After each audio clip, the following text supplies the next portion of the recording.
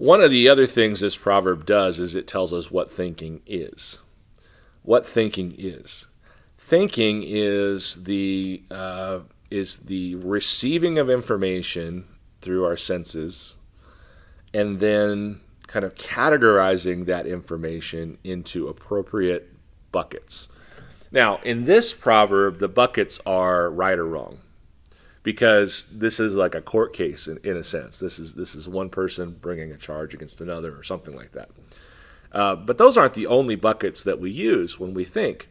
One of the most basic buckets we use when we think is this dangerous or is it not dangerous? And we're always receiving information as it comes in and sort of like categorizing this. And like, let's say we have an alarm on our dangerous bucket. So if something goes in, it makes an alarm, and like, oh, okay, I've got to act differently. This is dangerous. So there's just all these sorts of different categories that we're sorting through. That's what thinking is. Thinking is the act of discernment. I've long contended that one of the fundamental meanings of being created in God's image is just to tie directly into what we see God doing before He creates us. And what we see God doing before He creates us is sorting things out. He's creating, of course, and I think that's a key part of what it means to be in God's image. But it also this sort of sorting things out, separating things, discerning things, saying this is good, so on and so forth. I think that's a key part of what it means to be like God. What it means to be in the image of God is to be a discerner, a sorter. Well, that's what thinking is. That's what consciousness is. It's this thing that we do where we go through our day and we say, that's important, that's less important. That's good, that's better, that's best. This is going to lead me further down the road toward what I desire, this isn't, and so on and so forth. That's what thinking is. Now, as you might predict, if you get good at this, life is better than if you're bad at this.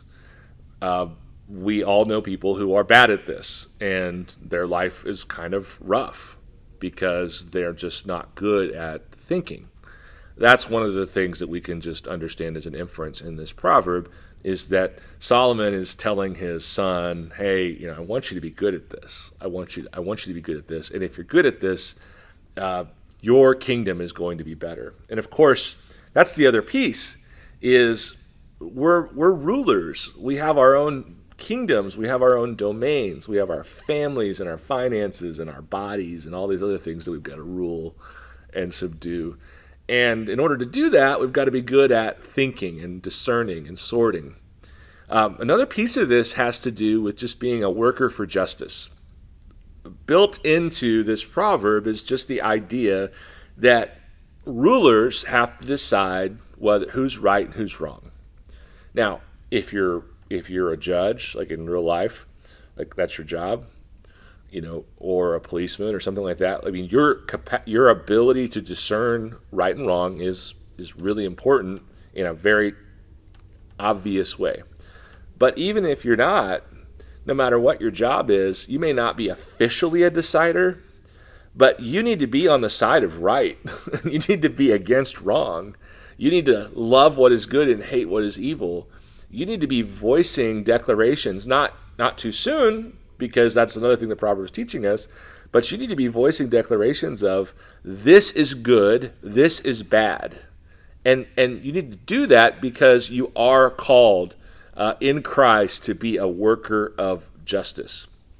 There's this really rough moment in 2 Samuel chapter 15 where Absalom, David's son, has decided, that he is going to, try to take the kingdom from David, try to overthrow David.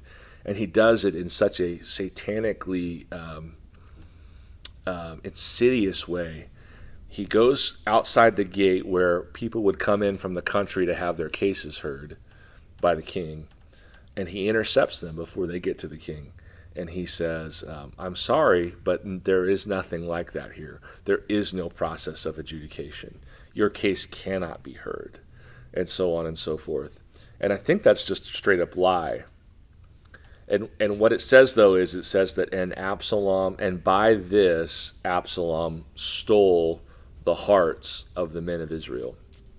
So if people become persuaded that there is no justice, if people become persuaded that Christians are not agents of justice, that we're not deciders, that we're too passive or stupid to decide what is right and what is wrong and make a declaration, that is not reflecting well on Jesus. It's not reflecting well on the nature of the universe. It really suggests the opposite of a universe whose arc is bent toward justice. So there's this other piece of this tied in, and that is just getting good at thinking. So I've kind of trying to articulate that getting good at thinking is good for you and it's good for the world. And I want to go back to this idea that it's good for you. So Proverbs 14:15 says that the simple believes everything.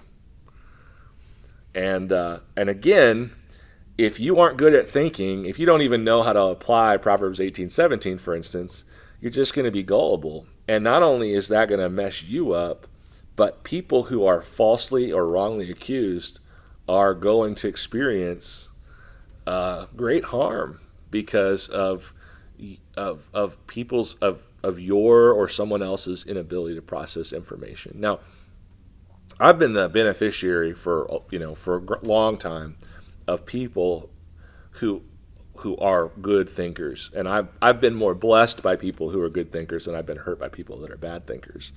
But it is this kind of constant reality that it's important for us to learn how to think well, because it's not only going to make our lives better, but it's actually going to make a big difference in other people's lives. Some people are falsely accused of things. Some people are victims. Some people are some causes are in need of champions. And being able to discern, hey, this is not okay. This thing isn't okay. Being able to discern that's really a big deal, not only for you but for the world.